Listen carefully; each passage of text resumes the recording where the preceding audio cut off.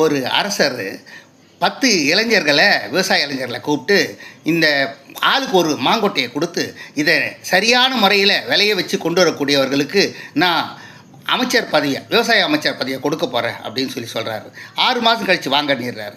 அதே மாதிரி வரக்கூடிய அத்தனை பேரும் சிறப்பான முறையில் செடிகளை வளர்த்து கொண்டு வந்து நிற்கிறாங்க. அப்போ பார்த்துட்டே வந்த அரசர் கடைசியாக வந்து ஒருத்தரை பார்க்கும்போது அவன் என்ன சொல்கிறான், ஐயா நீங்கள் கொடுத்த கொட்டை விளையவே இல்லை ஐயா அப்படின்னு சொல்கிறான். உடனே ராஜா என்ன சொல்கிறாரு, இவன் தான் விவசாய அமைச்சருக்கு ஏற்றவன் அப்படின்னு சொல்லிட்டு அவனுக்கு பதவி கொடுக்குறார். இதை தூரத்துலேருந்து பார்த்துட்டு இருந்த நாராயணன் கூட இருந்த நாரதர், நாராயணா இது என்ன இது அப்படின்னு கேட்குறாரு. அதுக்கு நாராயணன் சொல்கிறாரு, உண்மையிலேயே அவன் அந்த அரசர் கொடுத்ததெல்லாம் வேக வச்ச கொட்டை, அது விளையாது, நேர்மையான இருந்ததுக்காக தான் அவனுக்கு இந்த பதவி கிடைச்சது அப்படின்னு சொல்லி சிரிக்கிறார்.